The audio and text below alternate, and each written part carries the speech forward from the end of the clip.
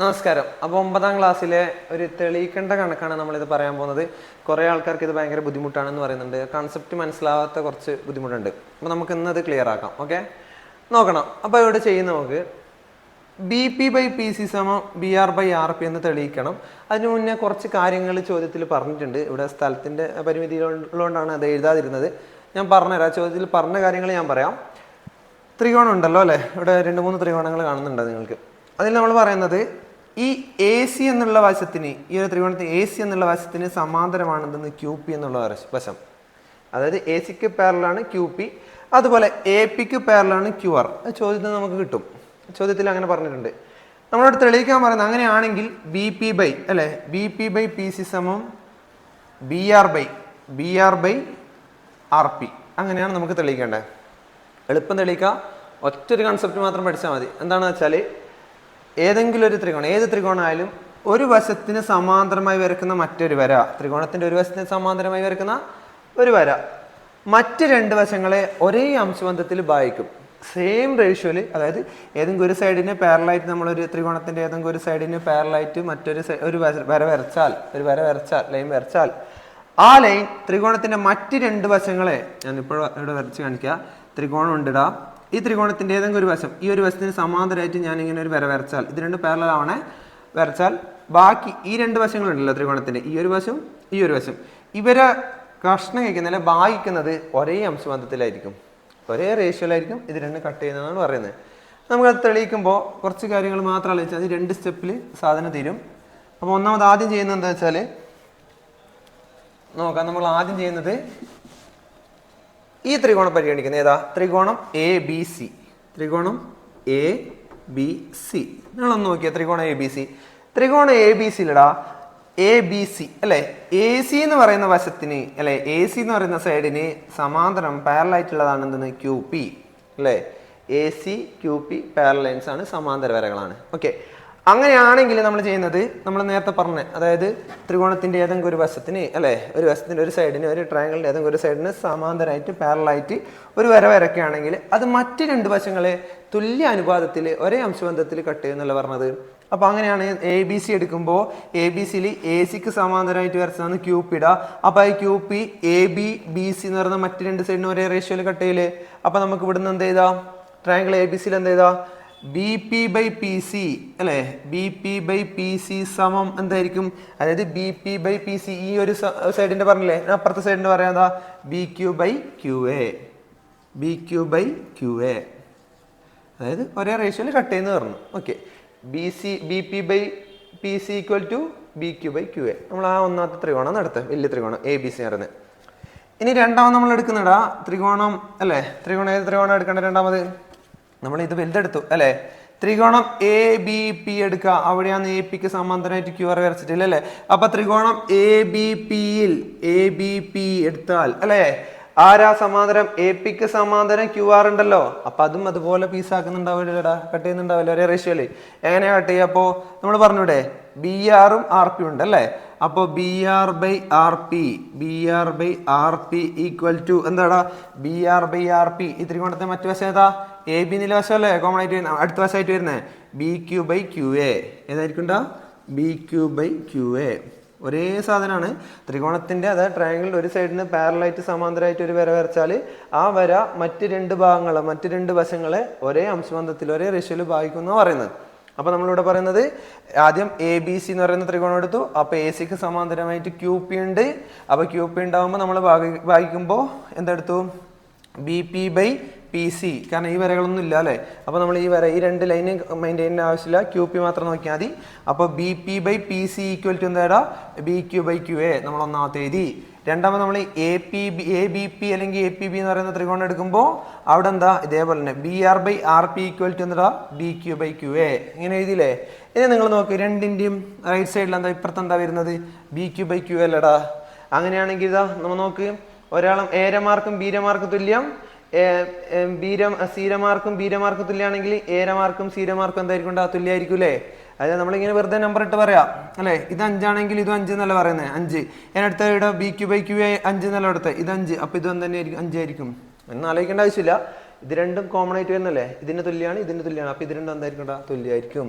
അപ്പോൾ നമ്മൾ പറഞ്ഞ സാധനമായില്ലേ എന്താ B P by P C സമം എന്തായിരിക്കും പറ എന്തായിരിക്കും B P by P C സമം B R by R P. ഇത്രയേ ഉള്ളൂ. അതായത് രണ്ട് സാധനത്തിന് കോമൺ ആയിട്ട് ഈ ഭാഗം വരുന്നതുകൊണ്ട് അപ്പുറത്തെ ഭാഗം എന്തായിരിക്കും തുല്യമായിരിക്കും. അപ്പോൾ ചെയ്ത് നോക്കുക, സംശയമില്ലെല്ലാം നോക്കുക, ഒന്നുകൂടി റീഅടിച്ച് നോക്കുക, കിട്ടും എന്തായാലും. ഓക്കെ,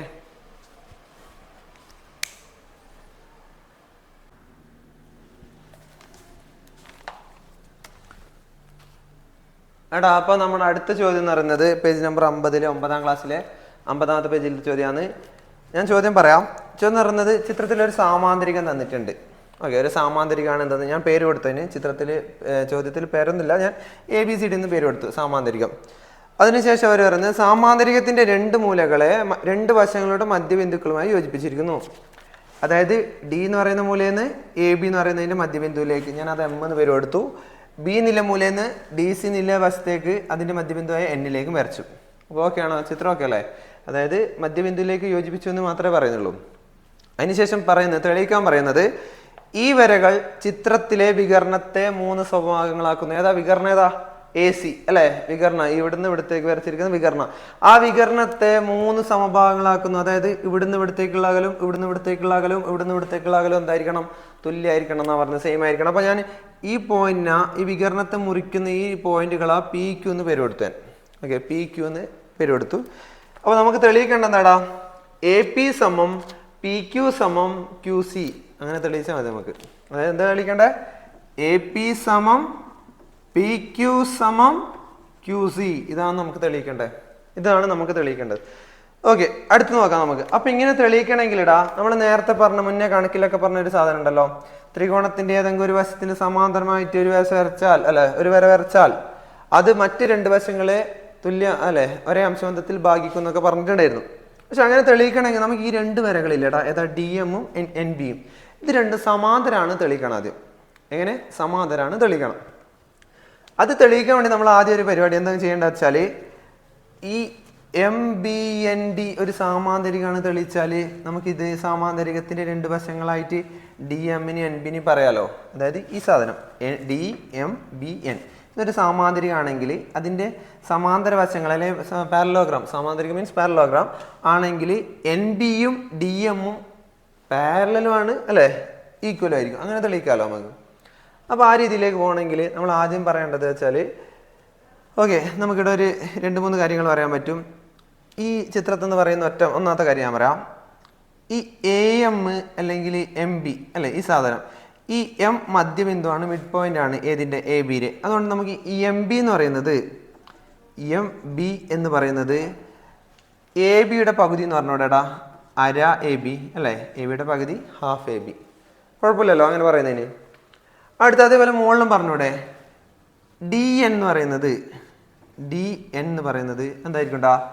DC-യുടെ പകുതി ആയിരിക്കില്ലേ, മധ്യബിന്ദുവിലല്ലേ, മിഡ് പോയിന്റ് അല്ലേ അത്. അപ്പോൾ അര DC ഇങ്ങനെ പറയുന്നതുകൊണ്ട് ബുദ്ധിമുട്ടുണ്ടോ? ഞാൻ പറഞ്ഞു AM MB ഈക്വൽ ആണ്, കാരണം M മിഡ് പോയിന്റ് ആണ്. അതുപോലെ MB എന്ന് പറയുന്നത് ABയുടെ പകുതി ആയിരിക്കും, DN എന്ന് പറയുന്നത് DC-യുടെ പകുതി ആയിരിക്കും. മാത്രം എഴുതി. നിങ്ങൾ അടുത്ത കാര്യം നോക്കടാ, ഈ ABCD ഒരു സാമാന്തരികം എന്നല്ലേ നമ്മളോട് പറഞ്ഞത്. അങ്ങനെയാണെങ്കിൽ സാമാന്തരികത്തിന്റെ എതിർവശങ്ങൾ തുല്യമായിരിക്കൂലേ? AB യും DC യും തുല്യവും സമാന്തരമായിരിക്കൂലേ? അങ്ങനെയാണെങ്കിൽ AB യും DC യും തുല്യമാണ്. AB യും DC യും തുല്യമായാൽ ABയുടെ പകുതിയാണ് MB, DC-യുടെ പകുതിയാണ് DN. അങ്ങനെയാണെങ്കിൽ AB യും DC യും തുല്യമാണെങ്കിൽ MB യും DN ഉം എന്തായിരിക്കും? തുല്യമായിരിക്കില്ലേ? നിങ്ങൾ ആലോചിച്ച് നോക്ക്. AB യും DC യും തുല്യമാണ്, അതിന്റെ പകുതിയാണ് MB യും DN ഉം. ഇത് രണ്ടും തുല്യമാണെങ്കിൽ ഇത് രണ്ടും എന്തായിരിക്കും? തുല്യമായിരിക്കൂലേ, ഈക്വൽ ആയിരിക്കൂലേ? അപ്പോൾ MB സമം നമുക്ക് എന്ത് ചെയ്തറാ? DN എഴുതാം. MB സമം DN സമം മാത്രമായിരിക്കൂടാ. MB യും DN ഉം ഈ രണ്ട് വശങ്ങളിൽ വരുന്നല്ലേ, സമത്തോടൊപ്പം അവർ രണ്ടാളും സമാന്തരമായിരിക്കൂലേടാ. ലെങ്ത് മാത്രമല്ല ഈക്വല്, സമാന്തരം പാരലലും ആയിരിക്കൂലേ. അപ്പൊ MB പാരലൽ DN എന്നും എഴുതാലോ, കുഴപ്പമില്ലല്ലോ. MB പാരലൽ DN, അതായത് നമുക്ക് കിട്ടിയിടാ ഈ രണ്ട് വരകൾ എന്താണെന്നടാ സമാന്തരാണെന്ന് കിട്ടി. അല്ലെങ്കിൽ നമുക്ക് എന്ത് പറയാടുന്നത്? അല്ലെ ഈ രണ്ട് വരകൾ ഈ രണ്ട് വരകളും സമാന്തരമാണ് പറഞ്ഞു, എം ബിയും ഡി എന്നും. അങ്ങനെയാണെങ്കിൽ ഇവിടെ സാമാന്തരികമാവൂലടാ. എം ബി എൻ ഡി എന്ന് പറയുന്ന ഈ സാധനം അല്ലെ ഡി എൻ ബി എം എന്ന് പറയുന്ന ഇതൊരു സാമാന്തരികമായിരിക്കൂലേ, പാരലോഗ്രാം ആയിരിക്കില്ലേ. കാരണം ഈ രണ്ട് സൈഡ് ഈക്വലാൻഡ് പാരലായാൽ നിർബന്ധമായിട്ട് ഇത് രണ്ടും എന്തായിരിക്കും, ഈക്വലാൻഡ് പാരലായിരിക്കൂലേ. അപ്പോൾ അതുകൊണ്ട് നമുക്ക് എന്താ പറയുക, ഡി എം ബി എൻ ഇതെന്തായിരിക്കും, ഒരു സാമാന്തരികമായിരിക്കും അല്ലേ, സാമാന്തരികം ആയിരിക്കും. Okay, D M B N എന്തായിരിക്കും, സാമാന്തരികമായിരിക്കും. അതിൻ്റെ അർത്ഥം എന്താ, ഡി എമ്മും എൻ ബിയും പാരലായിരിക്കും. ഏതികൂടെ, ഡി എമ്മും എൻ ബിയും എന്തായിരിക്കും, പാരലായിരിക്കും. അതുകൊണ്ട് D M parallel N B, D M parallel N B. ശ്രദ്ധിക്കണേ, നമ്മൾ ആദ്യം പറഞ്ഞു ഇതൊരു സാമാന്തരികമായിട്ട് എടുക്കുന്നത്. അപ്പോൾ ആദ്യം നമ്മൾ എം ബി എന്ന് പറയുന്നത് എ ബിയുടെ പകുതിയാണ്, ഡി എൻ എന്ന് പറയുന്നത് ഡി സിയുടെ പകുതിയാന്ന് പറഞ്ഞു. എ ബിയും ഡി സിയും തുല്യമായതുകൊണ്ട് നമുക്ക് എന്താ പറയുക, എം ബിയും ഡി എന്നും തുല്യമാണ്, അതുപോലെ സമാന്തരമാണ്. അപ്പോൾ ഈ ഒരു സാധനത്തിൻ്റെ ഒരു ചതുർഭുജം അല്ലേ, ക്വാഡ്രിലാറ്ററൽ രണ്ട് സൈഡ് ഈക്വൽ ആൻഡ് പാരലൽ ആണെങ്കിൽ മറ്റേ സൈഡ് എന്തായിട്ടും ഈക്വൽ ആൻഡ് പാരലൽ ആയിരിക്കും അല്ലേ. അപ്പോൾ ഈ ഡി എൻ ബി എം എന്ന് പറയുന്ന ഒരു സാമാന്തരികമായിരിക്കും അല്ലെ, ഡി എം ബി എന്ന് പറയുന്നത്. അങ്ങനെ ആ സാമാന്തരികത്തിൻ്റെ സമാന്തര വശങ്ങളല്ല ഡി എമ്മും എൻ ബിയും, അത് രണ്ട് സമാന്തരമായിരിക്കും. അപ്പോൾ നമുക്ക് എന്ത് കിട്ടിയിടാ, ഈ ഒരു വരയും എന്തായിരിക്കും, സമാന്തരമായിരിക്കും, പാരലലായിരിക്കും. അത് വെച്ചാണ് നമ്മൾ ഇനി ചെയ്യാൻ പോകുന്നത് അല്ലേ. അങ്ങനെയാണ് നമ്മൾ ആദ്യം എടുക്കുന്നത് എ ബി ക്യു എന്ന് പറയുന്ന ത്രികോണം എടുക്കുന്നത് അല്ലേ. ത്രികോണം എ ബി ക്യു, ശ്രദ്ധിക്കണേ, ത്രികോണം ഏതെടുത്തടാ, എ ബി ക്യു. ത്രികോണം എ ബി ക്യൂല് ബി ക്യൂവിന് സമാന്തരമായിട്ടല്ലേ എം ബി ഉള്ളത് അല്ലെ, പി എം ഉള്ളത്. ബി ക്യു നോക്കിയേ, ബി ക്യൂവിന് സമാന്തരമായിട്ട് പി എം അല്ലെ എം ബി ഉണ്ട്. അപ്പം അങ്ങനെയാണെങ്കിൽ നമുക്ക് റേഷ്യോ, അതായത് ഈ പി എം എന്ന് പറയുന്നത് ഈ രണ്ട് സൈഡിന് ഈക്വൽ റേഷ്യോയിലല്ലേ കട്ട് ചെയ്യുന്ന, ഒരേ അംശബന്ധത്തിലല്ലേ കട്ട് ചെയ്യുന്നത്. അങ്ങനെയാണ് നമുക്ക് ഇടുന്ന എഴുതിക്കൂടെടാ. എന്താ ചെയ്താ, A M by M B equal to A P by P Q. നോക്കുക, അതായത് A M by M B equal to A P by P Q ഈക്വലായിട്ട് കട്ട് ചെയ്യുന്ന പറഞ്ഞു. അതിന് ശേഷം നമ്മൾ പറയുന്ന കാര്യം എന്ന് വെച്ചാൽ എ എമ്മും എം ബിയും എന്തായിരിക്കും, ഈ എ എം എം ബി എന്തായിരിക്കും, ഇവിടുന്ന് ഇവിടത്തേക്ക് ഈക്വൽ. നമ്മൾ പറഞ്ഞില്ലേ എം മിഡ് പോയിന്റ് അല്ലേ, എം മിഡ് പോയിന്റ് ആണെങ്കിൽ A M M B equal ആയിരിക്കൂലേ. അങ്ങനെയാണെങ്കിൽ A M by M B എന്ന് പറയുന്നത് ഈക്വൽ ടു 1 ആയിരിക്കില്ലേടാ, മുകളിലും താഴെ ഒരുപോലെ ആയാലും 1 ആയിരിക്കില്ലേ. അപ്പോൾ A P by P Q 1 ആണെങ്കിൽ എ പി സമം നമുക്ക് എന്ത് ചെയ്താ, എ പി സമം പി ക്യു, ഒന്നാമത്തെ ഒരു സാധനം കിട്ടി നമുക്ക്. ഇപ്പം നമ്മൾ അടുത്ത ത്രികോണം എ ബി ക്യു അല്ലടാ, അടുത്ത് ഇവിടെ വരുന്ന ഈ ഭാഗം നമുക്ക് കിട്ടണം, ക്യൂ സി കിട്ടണം. എ പിയും പി ക്യു എല്ലാം നമുക്ക് കിട്ടി, ഇനി ക്യൂ സി വരുന്ന ത്രികോണം എടുക്കണം അല്ലേ.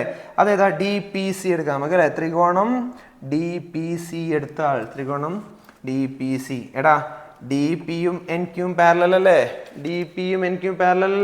അപ്പോൾ ഈ ത്രികോണത്തിന് ഈ എൻ ക്യൂ ഈക്വൽ റേഷ്യോയിൽ കട്ട് ചെയ്യൂലേ, ഒരേ അംശബന്ധത്തിൽ കട്ട് ചെയ്യൂലേ.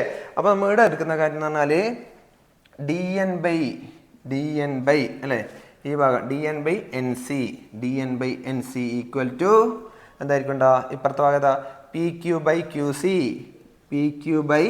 ക്യു സി, അതായത് ഇത് സമാന്തരം അല്ലേ, ഈ വര ഇതിന് സമാന്തരം D N by N C equal to P Q by Q C. അടുത്ത് നോക്കുക, ഡി എന്നും എൻ സിയും ഈക്വൽ അല്ലേ, സെയിം അല്ലേ. ഡി എന്നും എൻ സിയും സെയിം ആണ്, എന്തുകൊണ്ട്, മിഡ് പോയിന്റ് ആണ് എൻ. അപ്പോൾ D N N C same ആയതുകൊണ്ട്, മുകളിലും താഴെ സെയിം ആയതുകൊണ്ട് അത് 1 ആയിരിക്കൂലേ. അങ്ങനെയാണ് P Q by Q C 1 ആയിരിക്കൂലേ. P Q by Q C 1 ആണെങ്കിൽ പി ക്യു സമം എന്താ, ഈ ഹരിക്കണം ക്യു സി അപ്പുറമോ 1 ക്യു സി അല്ലെങ്കിൽ പി ക്യു സമം തരുന്നുണ്ട് ക്യു സി. അല്ലെങ്കിൽ നിങ്ങൾ ആലോചിച്ചാൽ മതി, മുകളിലും താഴെ ഒരുപോലെ ആയാലേ 1 വരും. ആ പി ക്യു സമം ക്യു സി. അപ്പോൾ നമുക്ക് ഇടുന്ന 2-3 സാധനങ്ങൾ കിട്ടുന്നില്ലടാ. 2 സാധനത്തിൽ എന്ത് പറയാം, എ പിയും പി ക്യൂയും ഈക്വൽ ആണ്, പി ക്യൂയും ക്യു സി ഈക്വൽ ആണ്. അപ്പോൾ അതുകൊണ്ട് എന്താ പറയടാ, അത് എ പിയും പി ക്യു ഈക്വൽ, പി ക്യൂയും ക്യു സി ഈക്വൽ. അപ്പോൾ ഇതിന് എന്താ, എ പിയും പി ക്യൂയും ഈക്വൽ ആണ്, പി ക്യു എന്തിനു ഈക്വൽ ആണ്, ക്യു സി. ഇതല്ലേ നമ്മളോട് തെളിയിക്കാൻ പറഞ്ഞേ, എ പി സമം പി ക്യു സമം Q C. Okay, A P സമം പി ക്യു സമം ക്യു സി. അപ്പോൾ ഇതിൽ നമ്മൾ ചെയ്യേണ്ട കാര്യം എന്ന് വെച്ചാൽ ഒറ്റയടിക്ക് പറ്റി ഇത് പാരലൽ എഴുതാൻ പാടില്ല, സമാന്തരമാണെന്ന് പറയാൻ പാടില്ല. ആദ്യം നമ്മളിത് സമാന്തര വരകളിൽ നിന്ന് തെളിയിക്കണം. അതിന് ഈ സാധനം ഒരു സാമാന്തരികം തെളിയിച്ചാൽ മതി. അതിന് ശേഷം നമ്മൾ ആദ്യം ഈ ഒരു ത്രികോണം എടുത്തു അല്ലേ. ഈ ത്രികോണം എടുത്തിട്ട് നമ്മൾ റേഷ്യോ വെച്ച് പറഞ്ഞു. അപ്പോൾ ഇത് 2 ഈക്വൽ ആയതുകൊണ്ട് 1 എന്ന് വെച്ചിട്ട് അത് ചെയ്തു. പിന്നെ നമ്മൾ ഈ ഒരു ത്രികോണം എടുത്തു അല്ലേ, ഈ ത്രികോണം എടുത്തു. ഇത് 2 ഈക്വൽ ആണ് അല്ല, ഇത് 2 ഈക്വൽ ആയതുകൊണ്ട് അതിൻ്റെ റേഷ്യോ 1 എന്ന് വെച്ചിട്ട് ഇത് കണ്ടുപിടിച്ചു. ലാസ്റ്റ് എല്ലാ ഇക്വേഷനും കൂടിയിട്ട് കൂട്ടി വെച്ചു. സിമ്പിളാണ്, ഒന്നുകൂടി നോക്കിയാൽ നമുക്ക് സിമ്പിളായിട്ട് കിട്ടും. ഓക്കെ.